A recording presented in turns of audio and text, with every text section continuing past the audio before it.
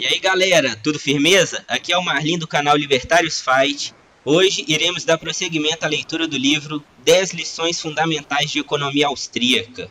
Conosco temos o Gregory. E aí, galera, boa tarde, bom dia, boa noite. Vamos estar aí prosseguindo a leitura. E também hoje, com a presença especial aí, o Miorim. Salve, salve, salve! Sou o Miorim da Universidade Libertária. Muitos de vocês já me conhecem. Forte abraço aí. O Libertário Fight foi um ótimo projeto. Eu ando gostando bastante aí da leitura dos comentários. Isso aí. Não se esqueça de se inscrever no canal, deixar o like e compartilhar. Tamo junto. O que são os mercados e como são determinados os preços? Para definir os mercados, vamos utilizar as palavras do professor Ludwig von Mises, uma definição simples, completa, abrangente e magistral, como praticamente tudo o que Mises escreveu e ensinou. A grandeza dessa definição está em sua simplicidade, o que mostra que a economia é algo simples, quando temos a humildade para reconhecer isso, atributo que só gigantes como Mises costumam possuir. A economia de mercado é o sistema social baseado na divisão do trabalho e na propriedade privada dos meios de produção. Todos agem por conta própria, mas as ações de cada um procuram satisfazer tanto as suas próprias necessidades como também as necessidades de outras pessoas. Ao agir, todos servem seus concidadãos. Por outro lado, todos são por eles servidos. Cada um é ao mesmo tempo um meio e um fim. Um fim último em si mesmo, e um meio para que outras pessoas possam atingir seus próprios fins. Este sistema é guiado pelo mercado.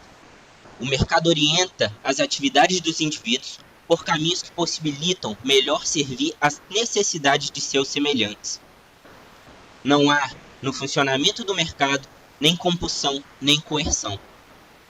O Estado, o aparato social de coerção e compulsão, não interfere nas atividades dos cidadãos, as quais são dirigidas pelo mercado.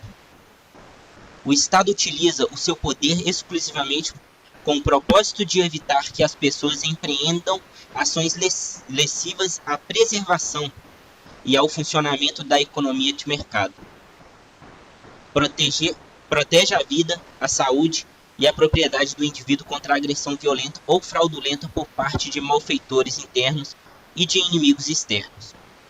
Assim, o Estado se limita a criar e a preservar o ambiente onde a economia de mercado pode funcionar em segurança.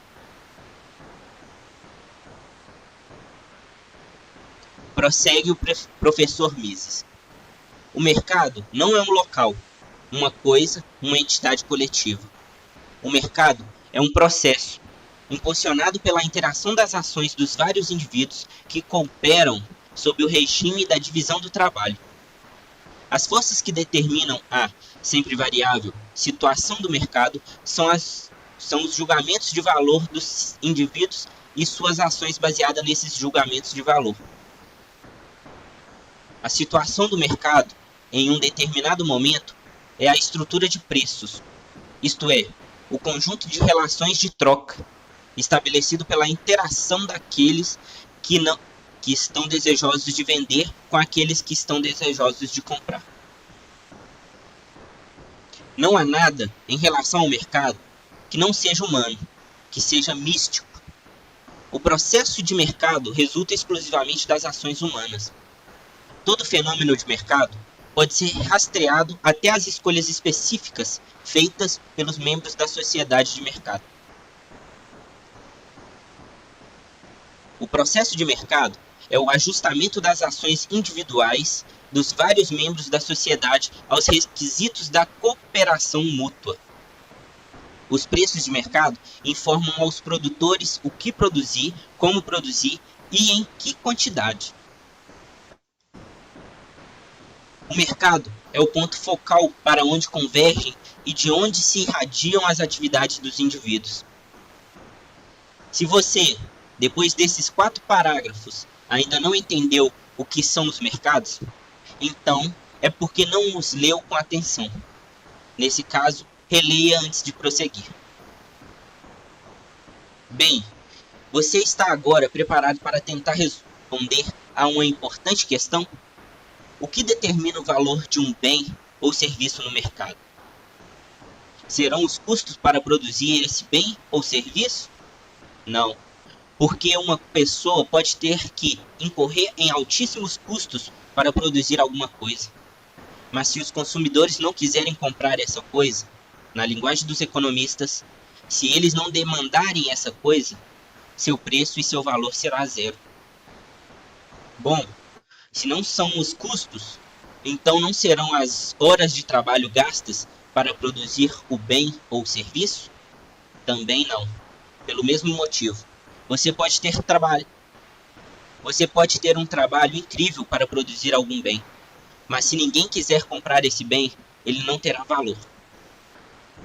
Puxa vida, se não são os custos e nem o trabalho, então será o valor moral? É claro que não. Basta observar que há bens e serviços que nada têm de morais e que têm valores muito altos no mercado, porque sua demanda é grande. Então, é o valor estético? Também não. E pelo mesmíssimo motivo, um ingresso para uma partida de futebol pode custar mais caro do que uma entrada para assistir a um concerto para fagote, oboé e flauta de Vivaldi, por exemplo. Ai, ai, ai. Então é o valor técnico? Nada disso, mané. Muitos inventores não ganharam um centavo com suas invenções, mas elas deixaram muitas pessoas ricas. Será então a escassez? Pode parecer que sim, mas também não é. A escassez depende da demanda. Ela não é uma quantidade aritmética específica do bem. Em minha casa tem um desenho, um só, que fiz há alguns anos e, no entanto, ele não tem valor, porque ninguém vai querer comprar um desenho feito por mim. Se não é a escassez, então é a utilidade? Você está chegando lá, mas ainda não é essa a resposta. A utilidade não significa nada no mercado se não estiver relacionada com a demanda. Há coisas muito úteis, mas que não têm valor, como o ar que respiramos. Um velho livro de economia pode ter um valor muito elevado para mim, mas para outras pessoas ele pode não valer nada.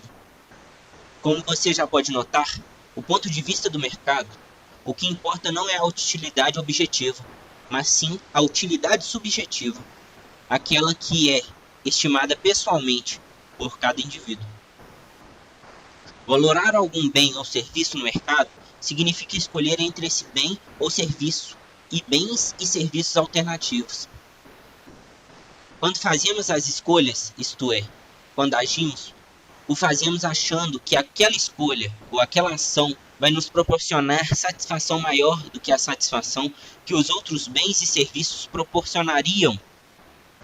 Mas, como nossas escolhas são individuais e subjetivas, como o nosso conhecimento não é perfeito e, ainda, como nossas ações se dão no decorrer do tempo e este tende a incorporar novos conhecimentos, corrermos sempre o risco de cometer erros. Chegamos, então, à resposta que procurávamos. O valor depende de uma combinação da utilidade com a escassez, ou, na linguagem dos economistas, ele depende da utilidade marginal, entendida como a satisfação proporcionada pela última unidade de um dado bem, em um dado momento do tempo. Por exemplo, se você oferecer às 3 horas da tarde uma bandeja cheia de copos com água para alguém que está morrendo de sede, essa pessoa vai dar ao primeiro copo um valor maior do que ao segundo, a este um valor maior do que ao terceiro, a este um valor maior do que ao quarto e assim sucessivamente. Supondo que essa pessoa beba às 3 horas da tarde 6 copos seguidos e rejeite o 7º, podemos dizer que o valor do 7º copo às 3 da tarde era 0. Mas se perguntarmos à mesma pessoa 5 horas depois, diante da mesma bandeja, se ela quer beber água e ela responder afirmativamente, então o valor daquele 7º copo, que agora será o primeiro, já será positivo e maior do que o valor do oitavo, que agora passa a ser o segundo.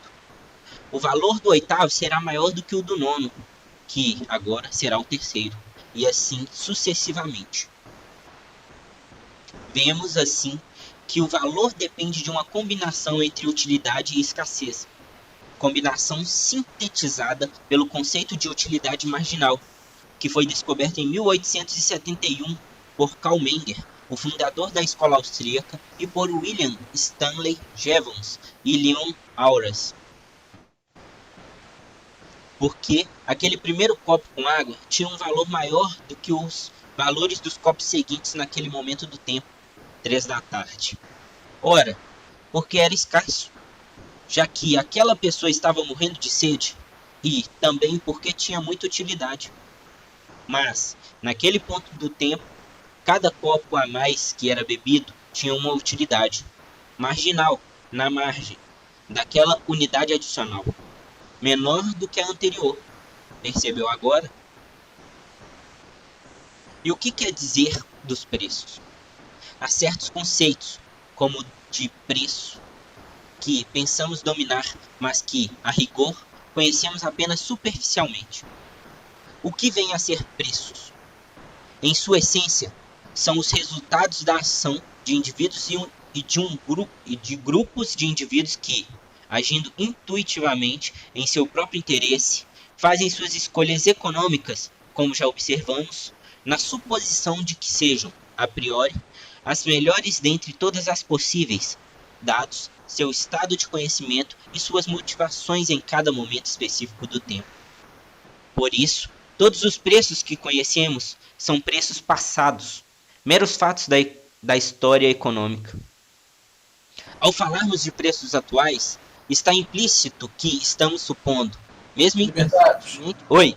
Um pedaço ali, antes de ao falarmos, aqui ó, que falhou. Eu não sei se a gravação que acontece é aqui, se é utilizando esse áudio aqui, mas se é utilizando esse áudio aí, teve um corte aqui entre todos e ao falarmos. Ao falarmos preços atuais? É por todos, aí os preços que você. Aí ele pulou e você ficou em silêncio entre todos os preços e ao falar. Por isso todos os preços. Ah, não. O áudio que pega é o áudio meu mesmo, do microfone.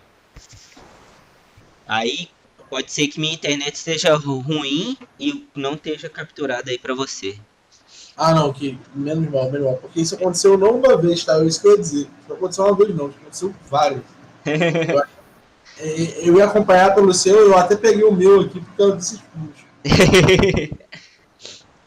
Então, deixa eu voltar aqui.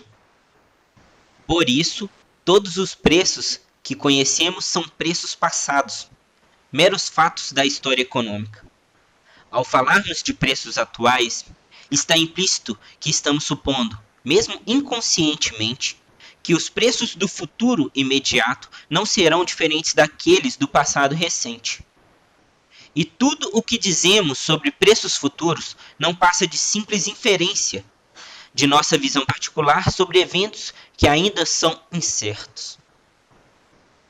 Preços, portanto, resultam da ação humana, das escolhas interativas de milhões de indivíduos no mercado, ao longo do tempo e em condições de incerteza, e, por isso, só podemos concebê-los como tal quando são determinados livremente por essa interação. Quando o governo intervém no processo de mercado, determinando qualquer preço, na verdade, o que está fixando não é um preço genuíno, mas um pseudo-preço, que não espelha o valor verdadeiro do respectivo bem ou serviço.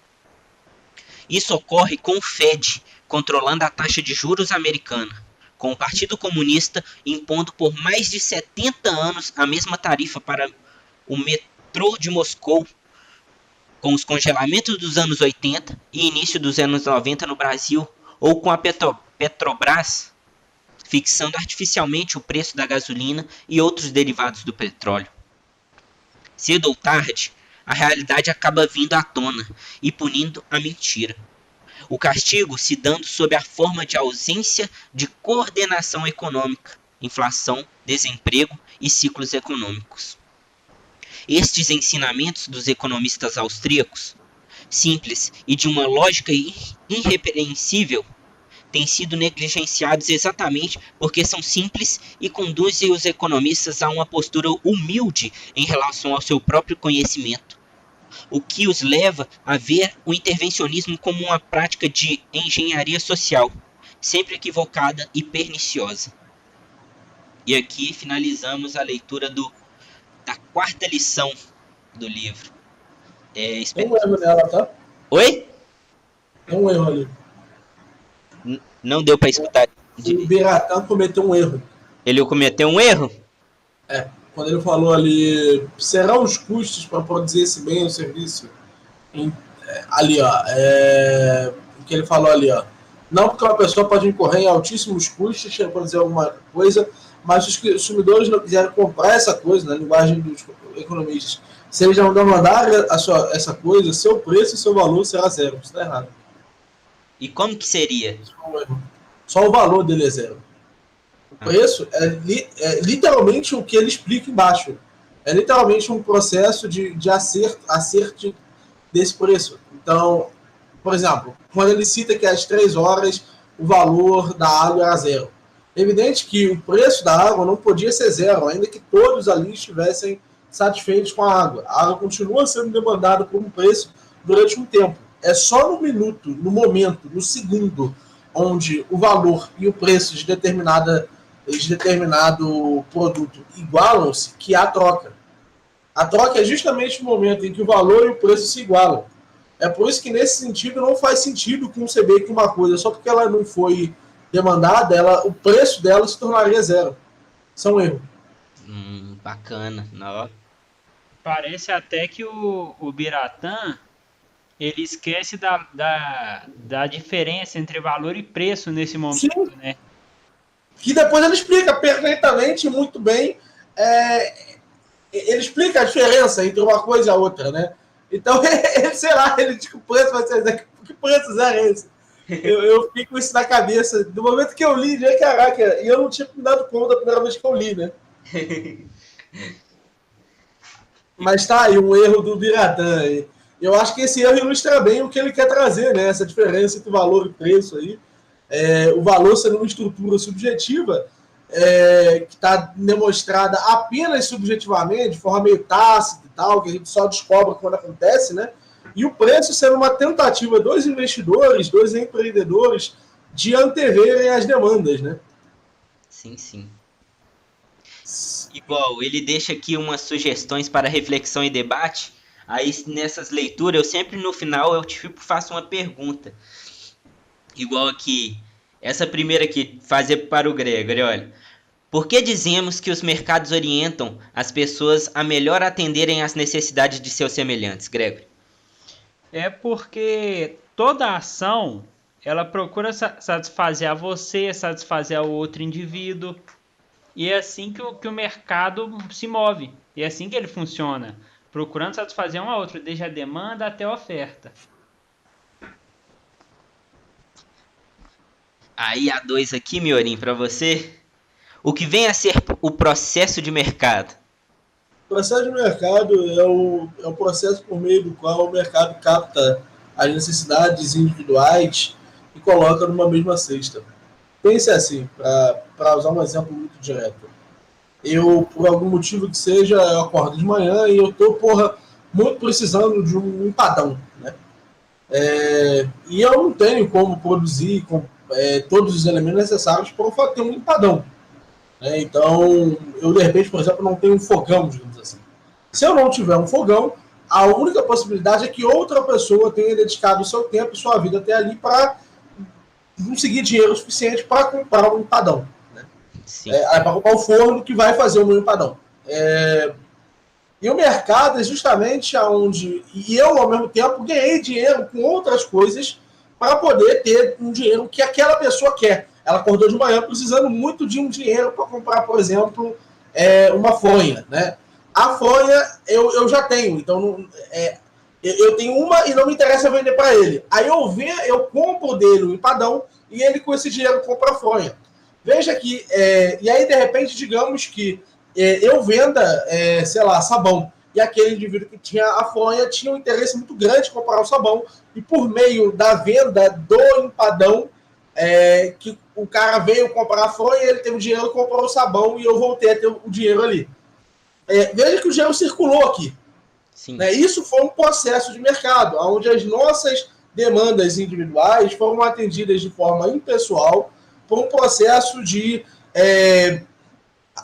principalmente que ocorre através de uma estrutura de compra, venda e preços, nós fomos capazes de todos nós atendermos as necessidades que nós tínhamos evocado.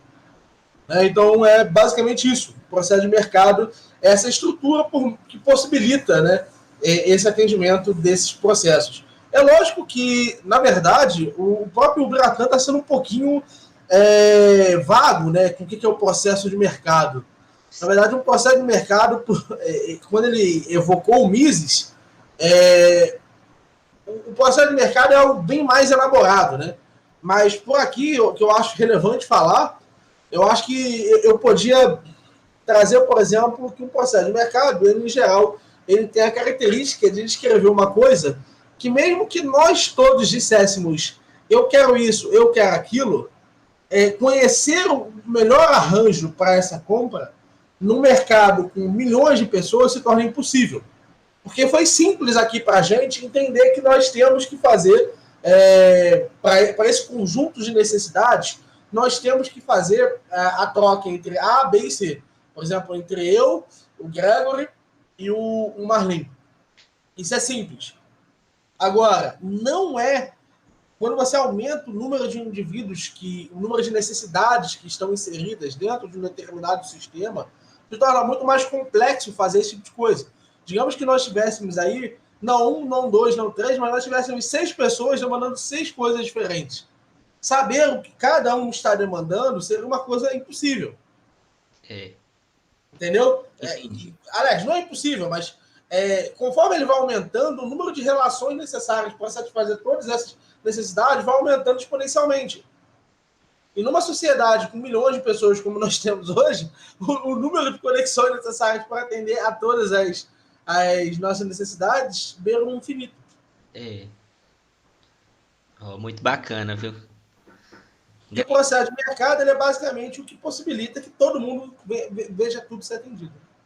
Só para eu ver se eu entendi direito, isso dessa forma de atender milhares, milhões de pessoas, acaba formulando no final na criação da moeda, de ter uma moeda... A moeda ele é um processo que ela já pode existir para mim e para essas 3 pessoas já pode haver moeda.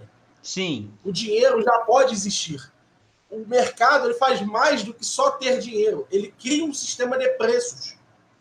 A grande parada do mercado é o sistema de preços. Porque esse sistema de preços são sinais que nós damos à sociedade de que nós valorizamos X unidades de dinheiro por aquilo. E todas essas ofertas que são entregues aos sujeitos de mercado, quando esses agentes eles veem essas oportunidades, eles conseguem criar um nível de hierarquia entre as suas necessidades. Porque esse foi um exemplo simples que eu trouxe. Eu só demandava um empadão, mas não funciona assim conosco. Nós demandamos no mesmo dia um empadão, nós demandamos a água, nós demandamos muitas coisas. Sei lá, o copo, entende? Nós demandamos uma série de coisas. Cada um de nós demanda uma série gigantesca de coisas. Então, nós precisamos, primeiro, de uma noção de hierarquia entre as coisas, ou seja, baseado no que nós trouxemos de riqueza até aqui na sociedade. Quais são as coisas que nos são acessíveis? Então, esse sistema de preço nos ajuda a enxergar a hierarquia. Quais são as coisas que, entre esse elemento hierárquico, melhor são trazidas? Porque, por exemplo, uma das coisas que a União Soviética tinha mais dificuldade com a estrutura de preços era porque ela dizia que era necessário alimentar as necessidades básicas. Só que ela não sabia quais eram as necessidades básicas. Porque ela não sabia, por exemplo, que as pessoas às vezes estão dispostas a passar fome ou comer menos um dia em prol de um show de teatro. Daí que não conhecia. Vou falar. Daí que veio o cálculo econômico, então? O cálculo econômico ele vem parte desse conjunto de reflexões acerca dos preços. Uhum. E o processo de mercado é justamente esse processo impessoal que é responsável por conectar todos esses elementos. Saca? Aham. Entendi. Gregory, a terceira aqui, ó. Comente. O valor depende da utilidade marginal. Uma combinação da utilidade com a escassez. Essa pergunta, eu acho que o Biratã foi claro no livro, quando ele traz o conceito de utilidade marginal. Porque eu estava até comentando com o Marlon antes da gente fazer a gravação, e ele comentou que ano passado ele poderia não dar valor ao microfone como ele daria hoje. Hoje, porque ele tem um canal no YouTube. Então, você faz o seu julgamento de valor.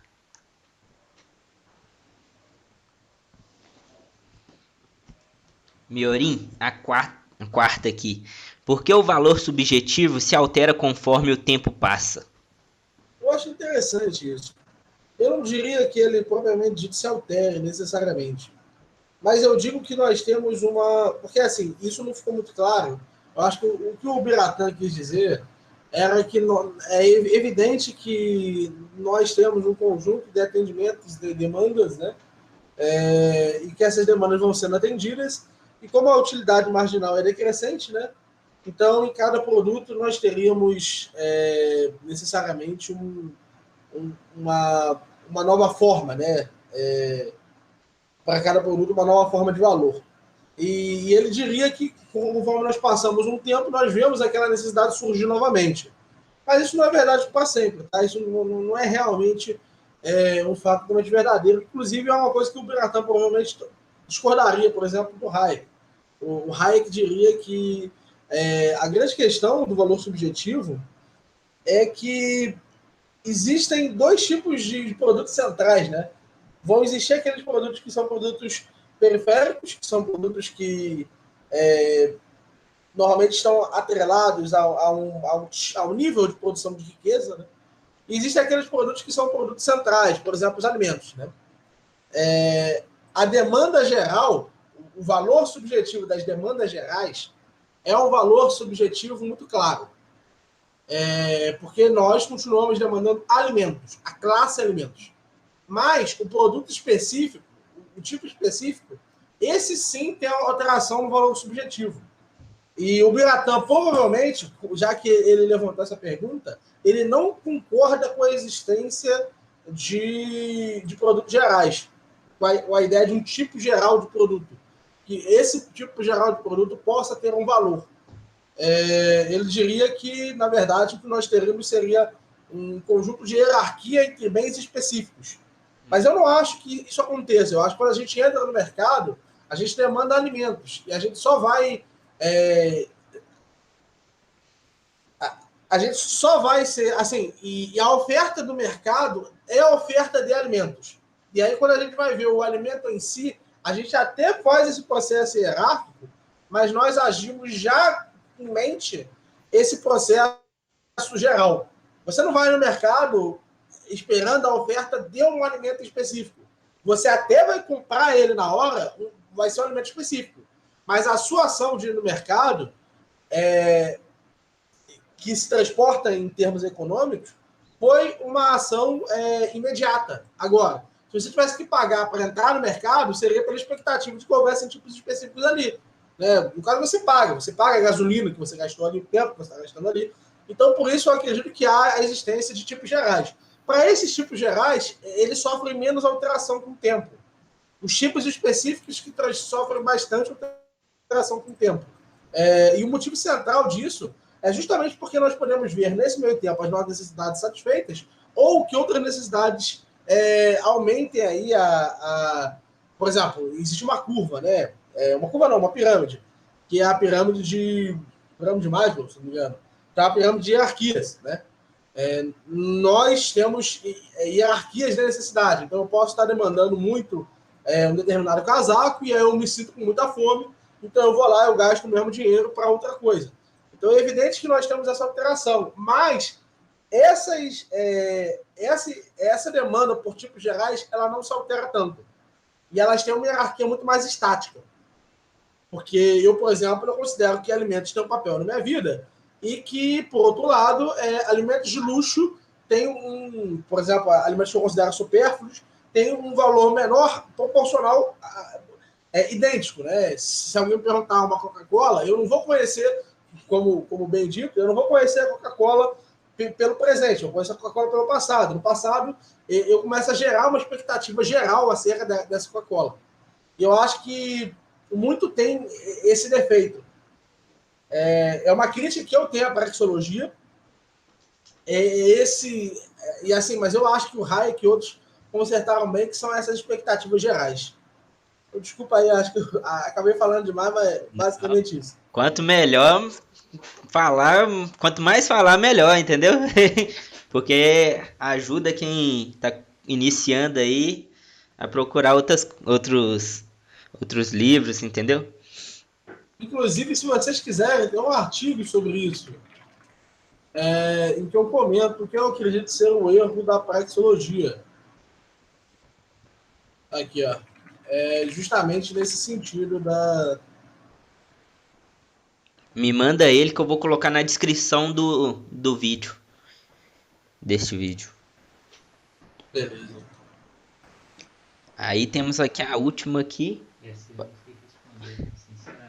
Essa aqui o Gregory falou que ele não sabe responder.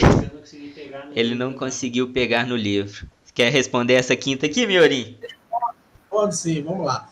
Porque todos os preços que conhecemos são preços passados, porque nós experienciamos as coisas por uma expectativa social. Existe uma certa memória social, que isso é outra coisa que eu estou para escrever um livro sobre, que os austríacos, eles acreditam numa memória social. Eles enxergam que os conjuntos das ações presentes em determinado momento, eles entregam meio que um recorte do passado. E esse recorte do passado, ele é extremamente importante para a gente entender quais são as coisas. Porque nós não sabemos, por exemplo, eu posso ter vendido agora um microfone para o Libertários Fight.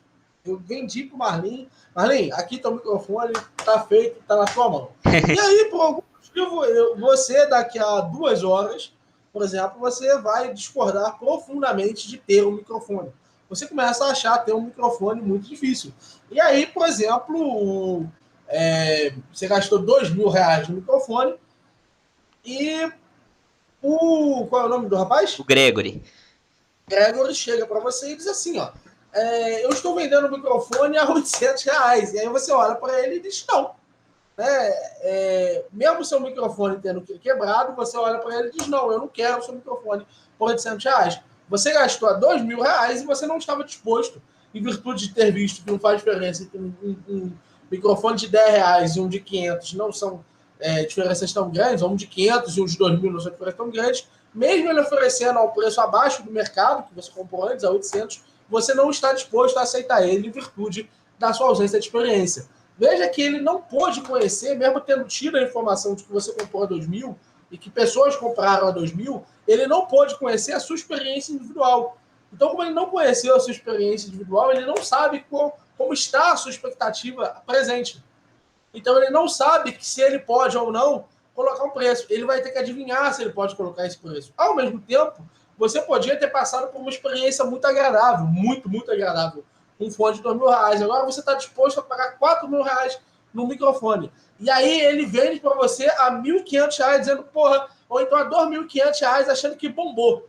Entende? Porque ele viu, não, olha só, as pessoas gostaram muito, mas ele subestimou o quanto elas gostaram. E aí, ao invés de vender a R$4.000, ele te vendeu a R$2.500. E aí, nesse momento, você teve uma... Não posso explicar. Você teve uma distância entre a demanda real que você tinha e a demanda que... Aliás, o máximo da demanda real e o mínimo da demanda real. Então, essa foi a grande questão.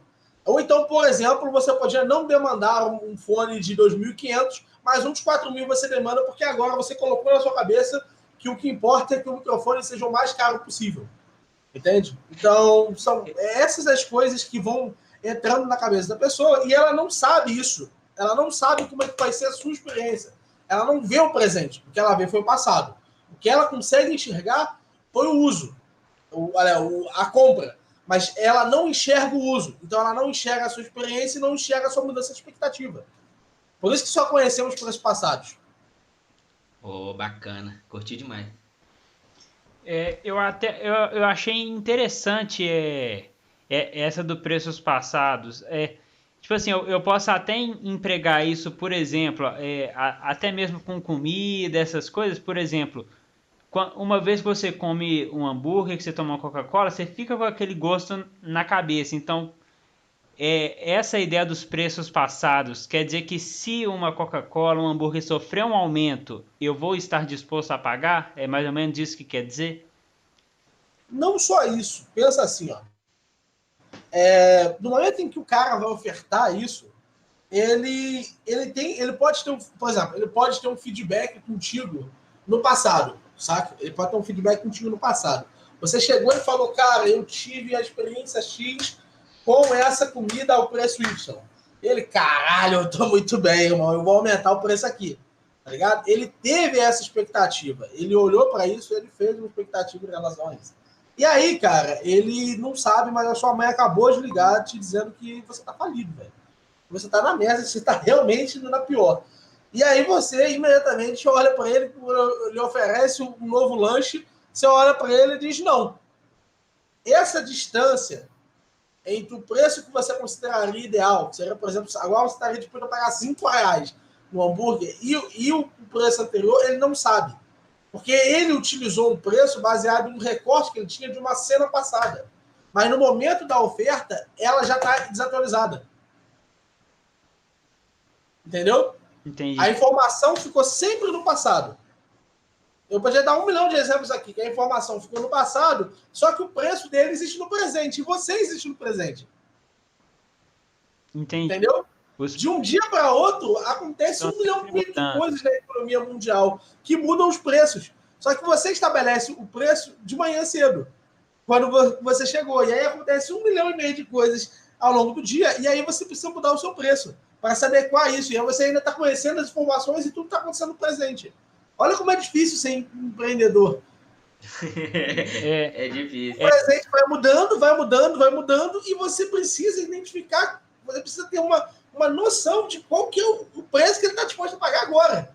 Porque você conhece só o do passado, você conhece o que ele estava disposto a pagar antes. Porque quando houve uma troca, você sempre fica sabendo. A troca é onde valor e preço juntaram-se. Então, no passado, você sabia que aquele preço equivalia ao valor. Mas agora, você sabe?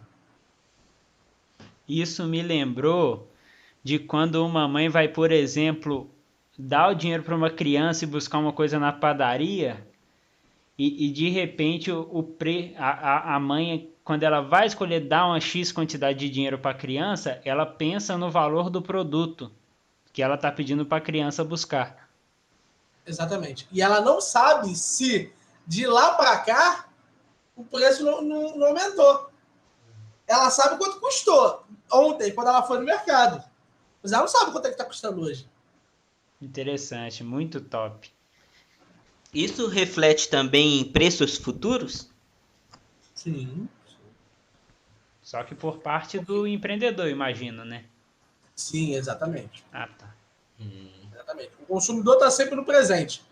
Quem está no futuro é o empreendedor. Ah, entendi. Nossa, foi muito bom, viu, essa leitura hoje. Deu para pegar muito conhecimento. Muito obrigado, Miorim, por comparecer aí. E se tiver outras oportunidades, se você quiser aparecer também, tamo junto. Que eu sempre quero, tá? Só se eu não puder, não é por mal, não. Porque eu realmente, em geral, estou bastante ocupado. Mas por mim mesmo, eu tô aí, tá? Tranquilo. Aqui, fazer também para você aí, você vai animar... Ler o livro da Universidade Libertária, O Alvorecer da Liberdade. Claro. Podemos ler sim, só me chamar. Ele vai ser bacana, viu, pro povo. Porque eu acho que a maioria, assim, dos libertários não leu ele, viu?